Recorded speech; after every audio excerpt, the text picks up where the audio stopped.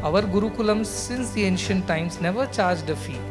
So this was never a culture in India to sell food or education or healthcare. I think the day we started doing that, our country started declining.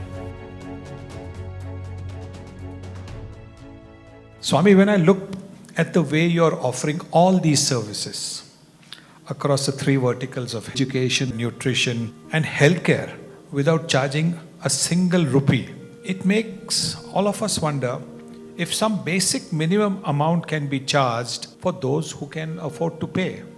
There are two aspects to this.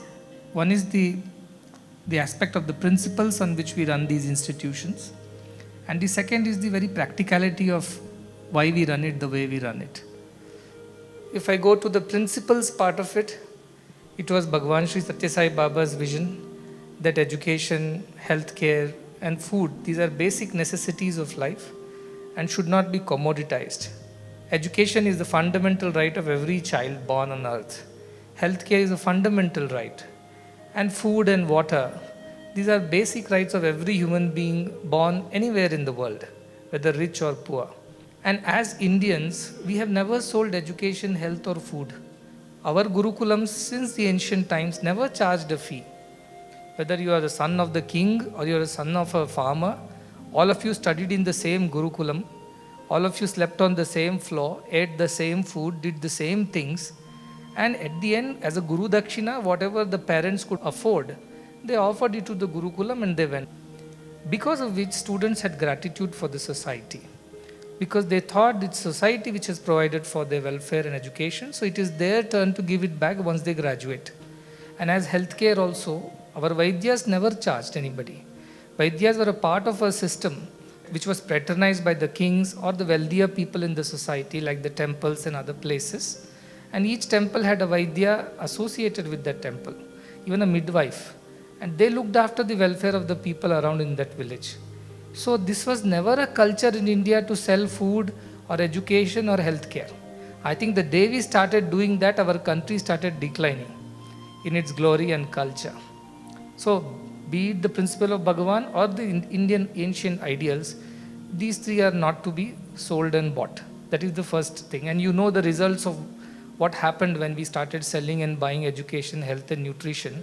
The humanity aspect of it disappeared from all the three. So that is the reason why we are a society which is so very, I would say, inhuman today compared to what it was centuries ago. The practical side of this thing which you might be more interested in is, we have so many poor people in the country and their income levels are so low that they cannot afford to pay for any of these things. If a child was being looked after by the parent, why would he come hungry to the school in the first place? But most of the government school children don't eat anything in the morning because their parents are laborers. They go to search for work very early in the morning. They have to get the daily wage. If they get the daily wage, at the end of the day, they will buy some food from the market, in the sense buy some rice or some dal and then come and cook something for the children. Because we have plenty of these children in our school.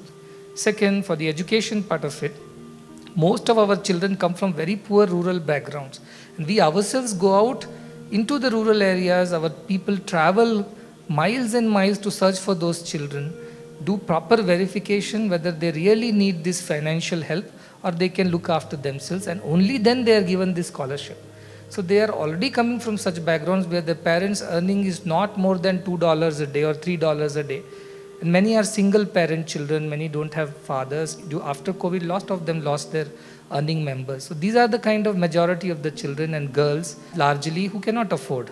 And the girls side, I must also tell you, most of the rural girls, they can't afford education is one thing. And even if they can afford, the parents don't provide them. They think, what will she do by learning too much? Where will find a groom more educated than her? So they avoid. Higher education is abysmally poor. 1% of rural girls are enrolled in higher education. So there is no point in charging. If we charge, the parents will withdraw that girl and take her home back. Because we give it free, so many girls are studying with us. That is the truth. Because parents have allowed them to study. In Telangana campus at Kondapaka, Siddipet, you must see, most of the girls are from the poorest of the poor families. Parents are beedi makers or tailors or pawn shop owners or small laborers and farmers. Most of them, some are orphans also. They can't afford. If we charge even a 10 rupee per day, most of the parents won't send them. So we give them everything free. So education profile itself is such that there is no scope for charging some and not charging the others. And when it comes to healthcare, 85% of our patients come from the backgrounds where their monthly income is less than 10 to 12,000 rupees.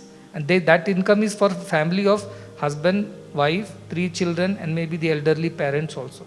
All of them survive on an income of less than $200, $300. How will they come and pay even a pediatric costs to at least $2,000 to $3,000, even in the very subsidized way? They cannot afford. So we are running the system in such a way that there is no scope for the rich people to even enter because it's already full, and we are having huge waiting list for the poorest of the poor. Our queues are even longer. That's why we had to go on opening more hospitals, including the one in Telangana. So in principle also we would not charge because that is our Indian ideal. We want to create a sense of gratitude in the people. Even otherwise practically for us it is not possible to charge.